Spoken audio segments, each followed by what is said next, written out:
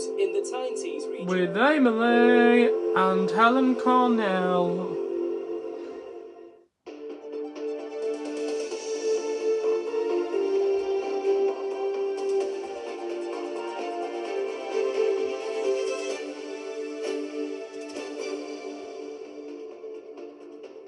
Hello there, good evening. Welcome to ITV News Tyne. Tonight's headlines. An Eastern European grooming gang are jailed for the rape and sexual assault of teenage girls in Gateshead. Battle stations are hospitals brace for the impact of the worst flu epidemic since the dark days of COVID. And justice for all. The families of those who died at West Lane say they finally feel heard.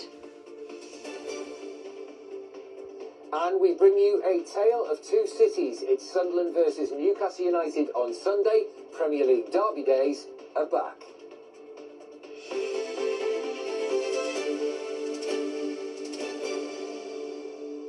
Thanks for joining us this Friday evening. And first tonight, a gang of 5 Eastern European men have been jailed for a total of 4 decades for grooming and sexually exploiting teenage girls in Gateshead.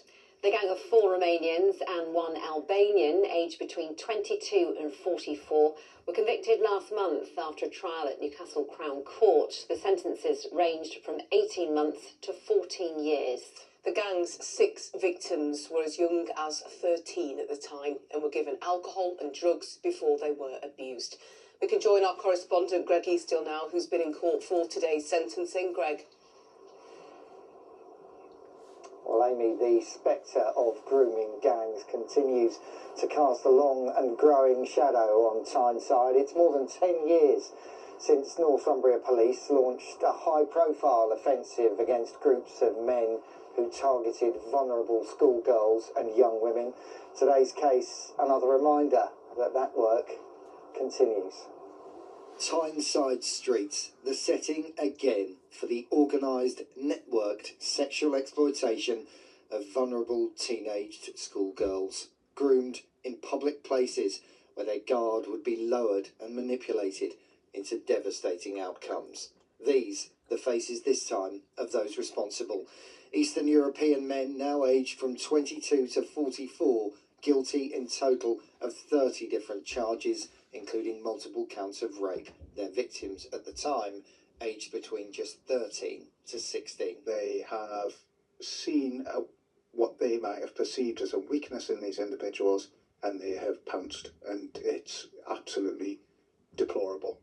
Over a 4-year campaign beginning in 2015, first contact was made for some victims in school through boys their own age, before the setting for some of the exploitation moved to a busy local park. This park should, of course, have been a safe place where they could laugh and lark around like young teenage girls do. Instead, coming here proved to be the gateway to a far darker ordeal, where their vulnerability would be exploited and where they'd be robbed of their innocence. The girls were described as innocent, vulnerable, seeking to please, and perhaps believing at first they were entering into real relationships. Instead, they were plied with cigarettes, alcohol, and even drugs in a process designed to weaken their self-control and their resistance. The trauma that they experienced at that time will live with them forever, unfortunately. They should have been enjoying the best years of their lives at that time. They should have been carefree, happy. They should have been safe.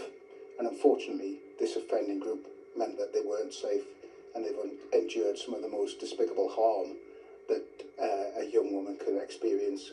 One girl was given so much cocaine that she became an addict. A number of the offences took place behind closed doors at addresses on Tyneside, but other victims weren't even given that privacy. Abuses indoors and outdoors by men whose own gratification was seemingly their first and only priority. The most powerful evidence that we had in this case was the testimony from the victims themselves, who were able to tell the jury what had happened as best as they could recollect. By coming forward, by telling us what had happened to them, we were able to identify offenders, and actually those girls' bravery meant that further girls were not victim to this group. And I think that's a key thing here. Their bravery prevented further offending. Laura Seabohm has worked with victims of sexual exploitation in the North East for more than 2 decades and says the victims and offenders in these cases must be seen in the proper context. Young girls have been preyed upon. They've been actually chosen because they have some existing vulnerabilities and they really are children. And I think it's vital that we don't look at, sometimes it's called in the sort of professional terms, adultification of children. That cannot happen. How important is it in cases like these to recognise the ethnicity, the cultural background of the defendants? It must be acknowledged for learning and to really identify whether there are any cultural elements of this type of grooming of young, vulnerable girls. However, I can't stress enough that child sexual abuse and child sexual exploitation is not just the behaviour of one ethnicity, of one group of men.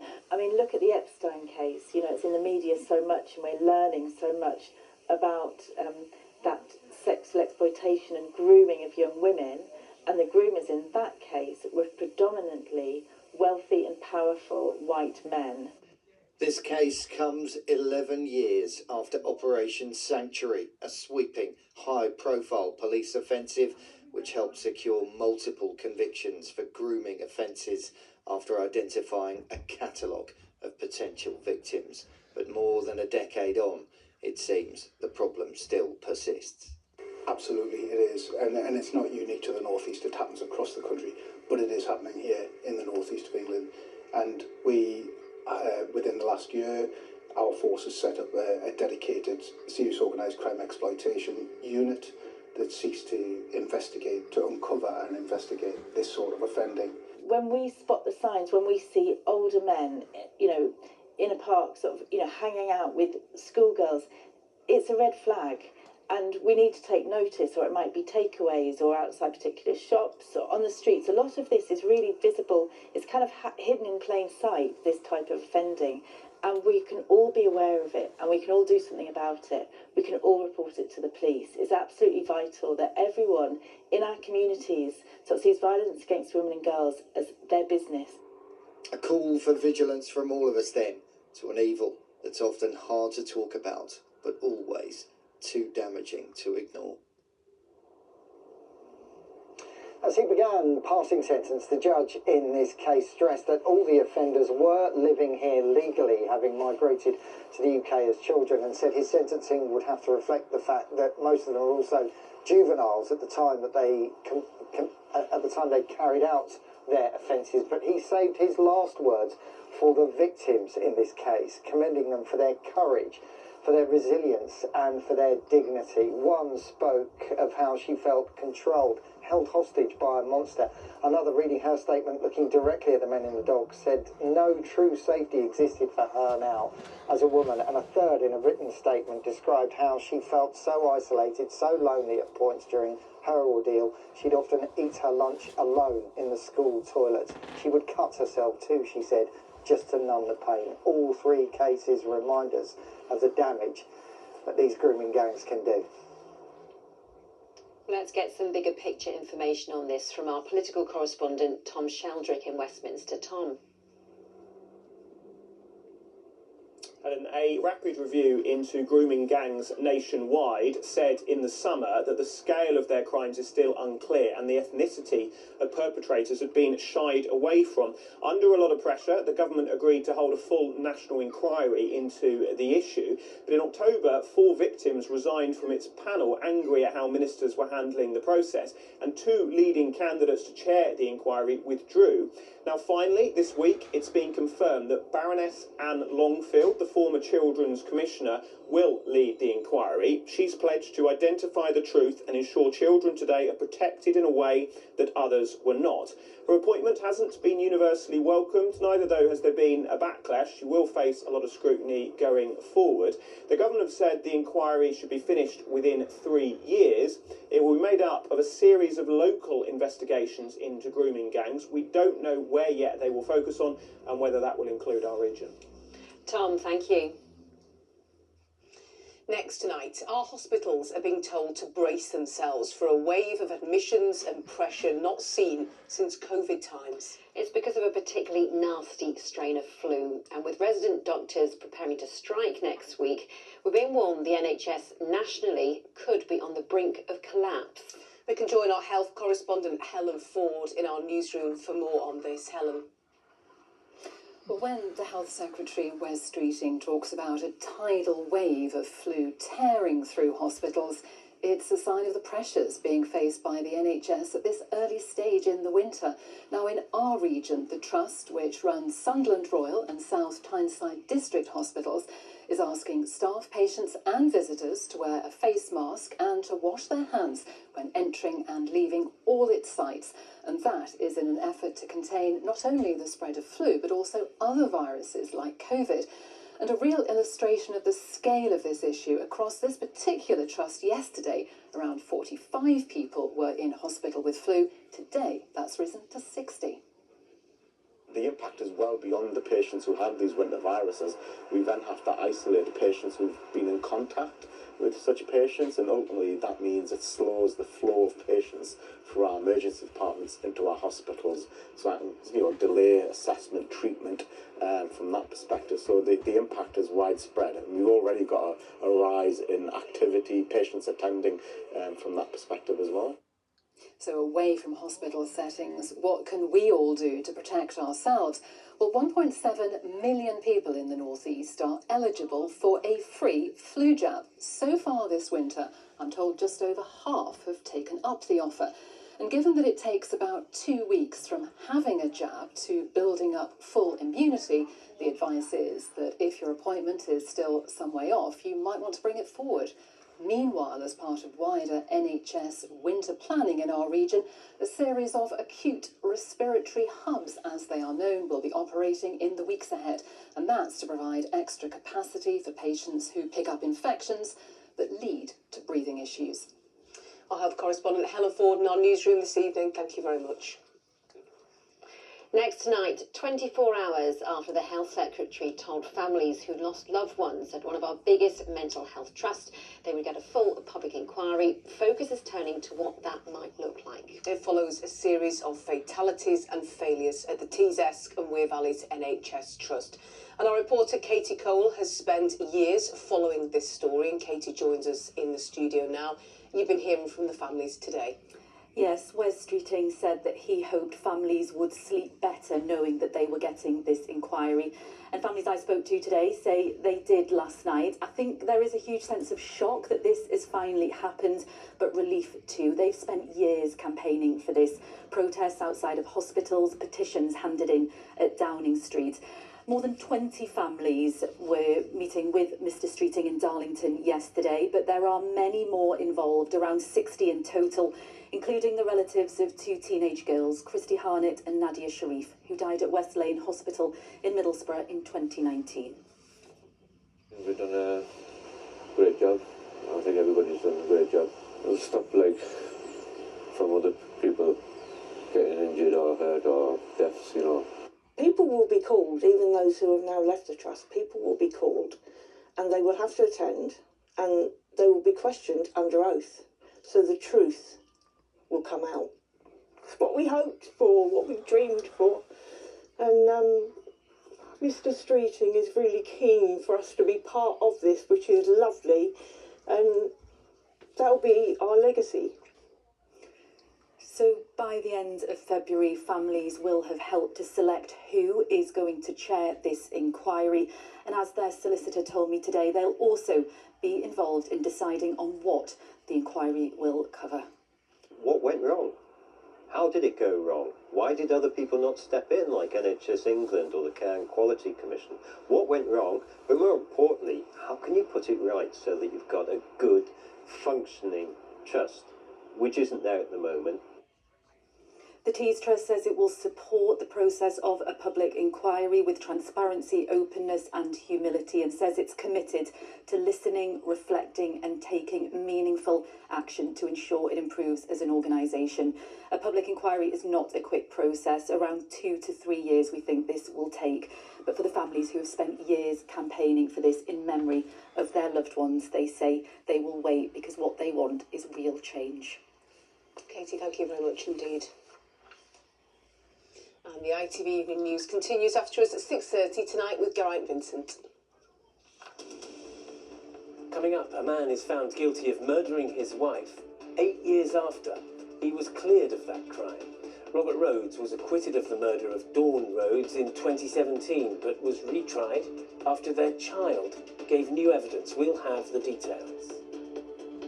Strike action could collapse the NHS, the stark warning from the Health Secretary as flu cases continue to surge.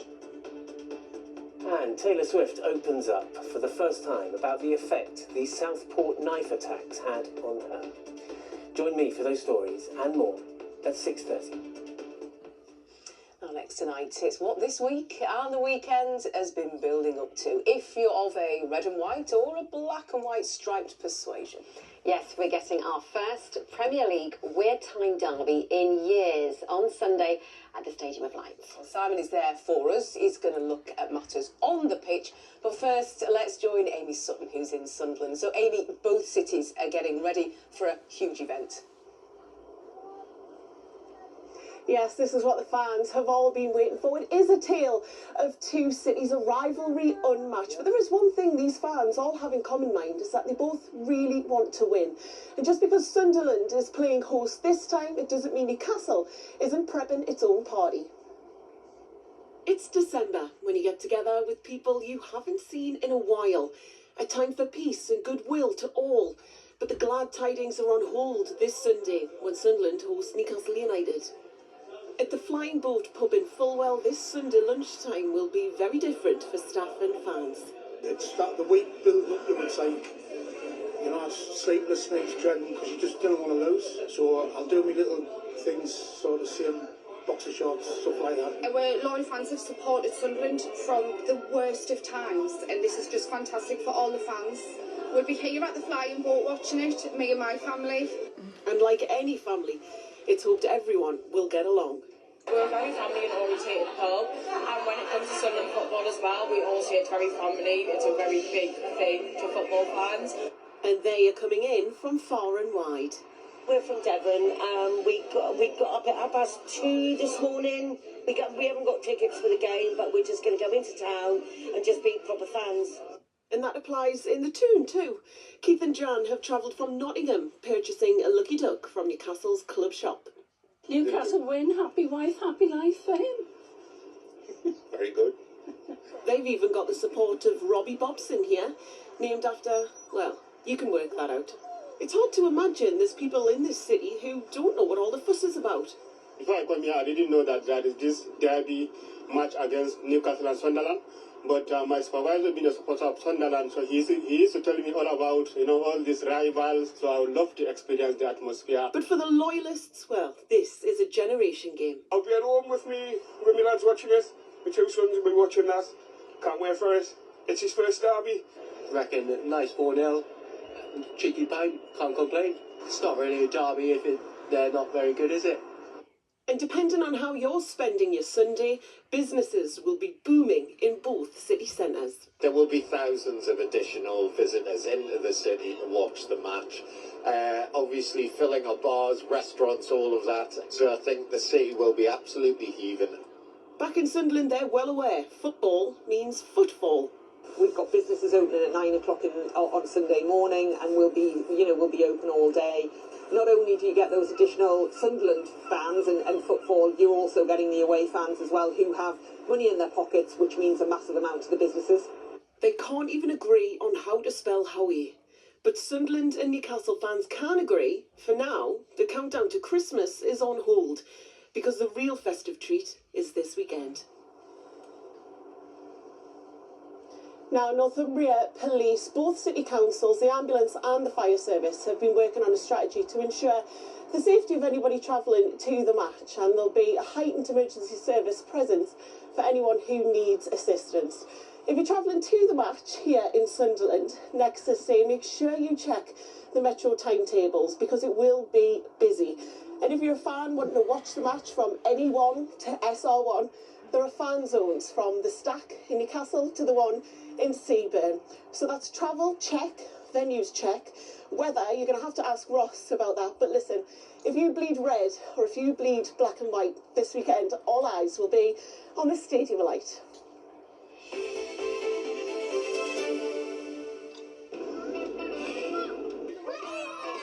Powering local sport in the community, Octopus Energy sponsors ITV Regional Sports Report. So Amy's covered the build-up for us, but what about the match itself? Well, Simon's also at the Stadium of Light with Friday Sports. Yeah, it has been more than 9 years since Sunderland last met Newcastle United in the Premier League. A lot has happened to both clubs since then. Takeovers and trophies, relegations and redemptions. Their paths crossed briefly at the beginning of last year, but Sunday's game feels like a fresh start for this most passionate of derbies. Hello, old friend. It's been a while. Derby days are back.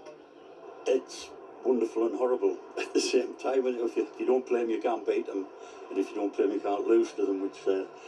It's difficult. You look forward to it tremendously, but you're nervous as anything. I'm sure Newcastle fans feel the same. I think it's fantastic that Sunderland have got up and doing so well. And I say that with any shadow of doubt. I had 14 seasons in Newcastle, but 2 at Sunderland, which I really did enjoy. And I've got no fear of saying that because that's the way I feel. The last Premier League derby was March 2016. It finished 1-1 at St James's Park. Earlier that season, Sunderland beat Newcastle 3-0 at the Stadium of Light. But the last time they met was 2024, when Newcastle won 3-0 on Wearside in the FA Cup. Some bloke called Alexander Isak scored twice. It was easy for the Magpies that day. But that was then, this is now. Sunderland have been reborn and rebooted in the Premier League. They're a point ahead of Newcastle going into the weekend. This feels like a proper game. A proper derby.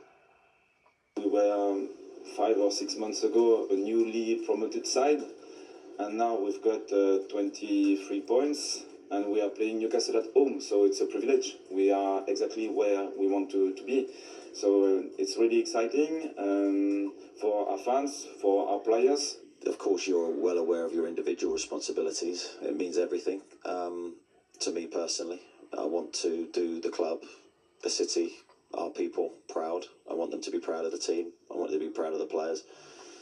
So that's my challenge over the next few days. I think the last time with the derby it was men against boys, but I think Sunderland since they're in the big league and they're doing very well, to the surprise of everyone. It should be a good game. Who knows? It might be a poor game, but at the end of the day, we're not really bothered about the quality of the game.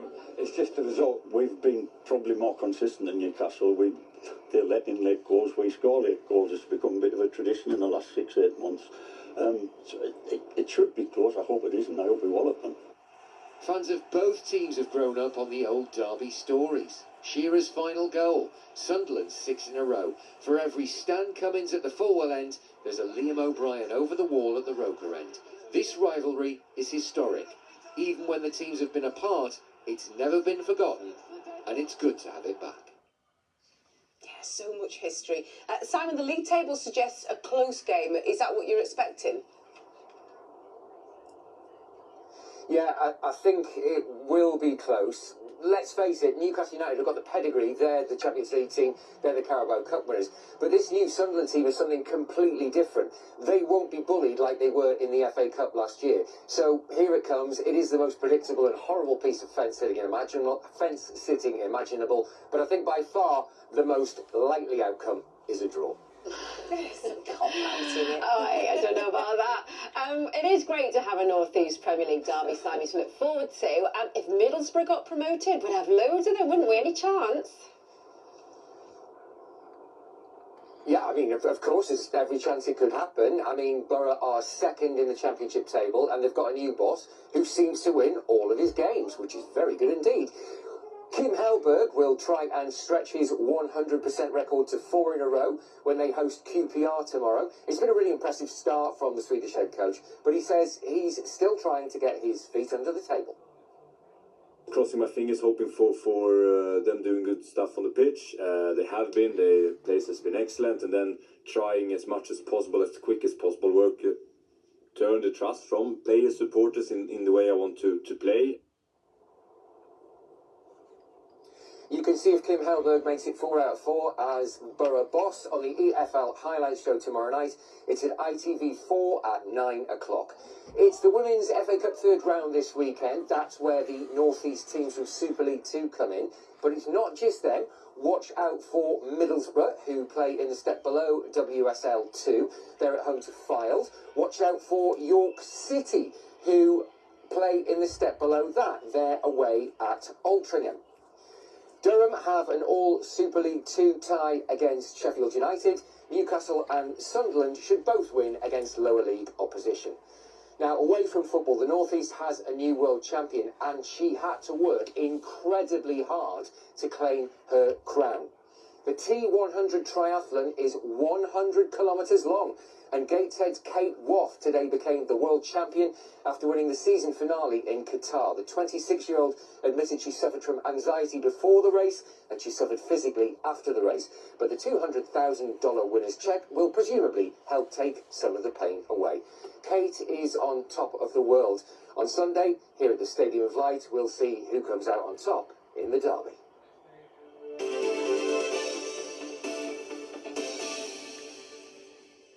Exciting stuff. Ross is here. Bring us some more excitement with the weather. I mean, the skies have been Lovely gorgeous, sunset wasn't tonight. it?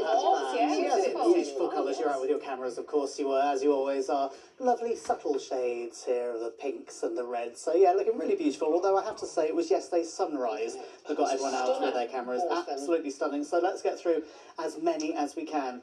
And while these do roll through, I'm going to give a few little heads up, shall we? Okay, first one, yellow rain warning over the weekend. I will have more on that in the forecast, but just look out, we are expecting some heavy rain, particularly over higher ground in the west of the region. Also, this weekend sees the peak of the Geminid meteor shower, and it's one of our good ones. Lots of them to see, up to around 120 an hour. Peaking this weekend, although tonight is looking like it will bring us the clearest skies. Not beautiful sunsets and sunrises like this as the cloud is about to roll in. Here's your forecast. Wet by the coast, with a high chance of sun and splashing. TV sponsors ITV, Tyne weather. For some, it has taken its time clearing, but the cloud has been moving its way out towards the east. Behind that, clearer skies tonight, some lighter breezes too. Actually quite chilly into tomorrow morning. For the first time in a little while, there will be a little bit of frost around. Sunny spells to start the day tomorrow. It's later on, the winds start to pick up. The cloud is going to thicken, and patchy, sometimes heavy rain spreading its way in from the west. Low pressure nearby at the moment, although we do get those calmer conditions into tomorrow morning. There's the rain starting to edge its way in from the west as we head through the late part of Saturday into Sunday. Feeding its way through, we've got that weather warning in place over higher ground in western parts of the region. Further east, though, the rain is looking patchier, but still some heavier bursts in the mix there. For now, though, to contrast that, it is looking generally dry overnight. Very small chance of an isolated shower trying to work in from the west. For most of us, though, we're looking at those clearer skies, the lighter breezes, and so in sheltered spots in rural areas, we're going to see a bit of mist and murk developing, temperatures dropping down to around freezing. For built-up areas, though, around 3 or 4 degrees, but still a chillier start than we've been used to over recent days heading into Saturday morning. Tomorrow, though, there is plenty of sunshine around. As we make our way through the day, the winds are starting to pick up, turning breezier into the afternoon. The cloud is starting to thicken from the west, turning that sunshine hazy. And like today, we'll look at highs around 9 or 10 degrees, a couple of degrees above the average for the time of year still. So the cloud will continue to thicken from the west as we head through the late part of Saturday, and we begin to see those spells of rain moving through. Again, the heaviest rainfall will tend to be over higher ground in the west of the region. It is patchier the further east you go, but still those heavy bursts to come, slowly clearing as we make our way into the new week. Temperatures staying above average for now. TV sponsors ITV, Tyne weather. Thank you, Ross. In just a moment, the national and the international news. Enjoy the derby this weekend. I've got that 8 news at 10:30. We'll see you then. Thanks for your company. Bye-bye. Bye-bye.